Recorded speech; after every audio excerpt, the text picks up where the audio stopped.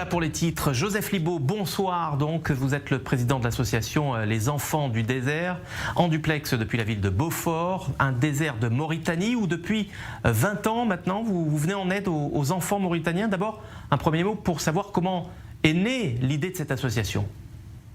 Alors, c'est en 2000, une ancienne, elle était guide touristique à Attard, Geneviève Courbois de l'île de Ré. Elle a, lors de ces circuits qu'elle organisait, elle a vu quand même des situations très fragiles, très pauvres dans la région d'Attard. Et elle s'est dit, il faut que je fasse quelque chose pour ces populations.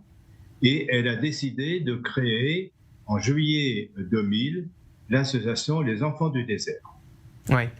Votre action se concentre, vous l'avez dit, sur la seule ville d'Attard. Pourquoi avoir choisi ce lieu géographique plutôt qu'un autre ?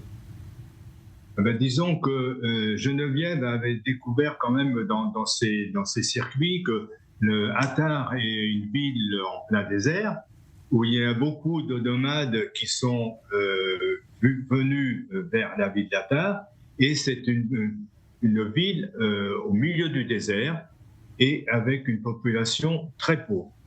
Oui. Donnez-nous quelques chiffres. Combien d'enfants vous accueillez? De combien de centres votre association s'occupe-t-elle? Actuellement, depuis un certain nombre d'années, nous avons 6 centres.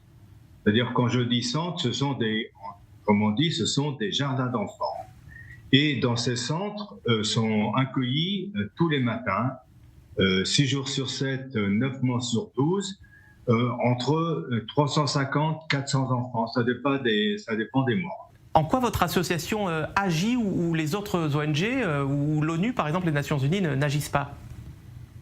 Disons que à Attard, il y a d'autres associations, j'en connais 2 ou 3 sur Attard, mais disons que nous, on a quand même un lien privilégié avec les autorités locales.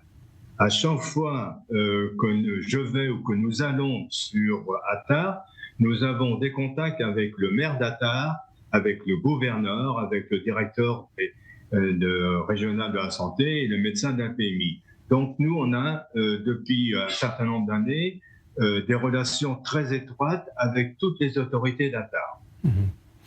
L'un de vos projets à venir, Joseph Libaud, c'est la mise en culture du moringa, qu'on appelle aussi l'arbre de vie en Afrique. En quoi cet arbre peut-il être utile aux habitants d'Attard? Disons qu'avant de mettre en place cette culture en 2019, pour les enfants que nous accueillons qui sont en totale dénutrition, nous leur donnions de la spiruline. Spiruline importée de France. Et à un moment donné, nous nous sommes dit, au lieu d'emporter de la spiruline sur Attard, il faut mieux quand même qu'on essaye de trouver un aliment, un super aliment pour aider ces enfants-là. Donc nous avons mis en place en 2019 une culture de moringa dans une coopérative de femmes. Et depuis 2020, nous récoltons ce moringa-là. Bon, comme vous l'avez dit, c'est l'arbre de la vie. On récolte les feuilles, on les fait sécher, on les broie et le résultat, on le donne en poudre aux enfants qui ont des gros problèmes de malnutrition. Ouais. Joseph Libaud, comment vous financez tout ça? Parce qu'évidemment, l'argent, c'est le nerf de la guerre contre la malnutrition. Ce sont des dons privés? Est-ce que vous recevez des financements? Donc, depuis tout temps, ce sont uniquement des dons privés.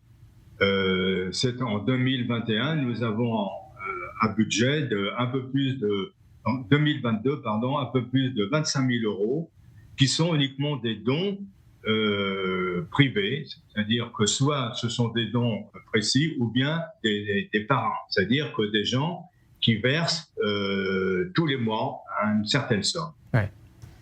Donc nous avons aussi l'aide d'une association locale de Beaufort, le groupe Tiers-Monde de Beaufort, qui donne entre 3 500 et 4 500 euros tous les ans.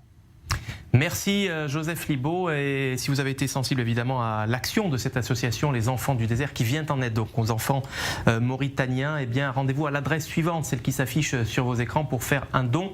Merci Joseph Libaud depuis Beaufort d'être venu nous expliquer l'action de cette association Les Enfants du Désert.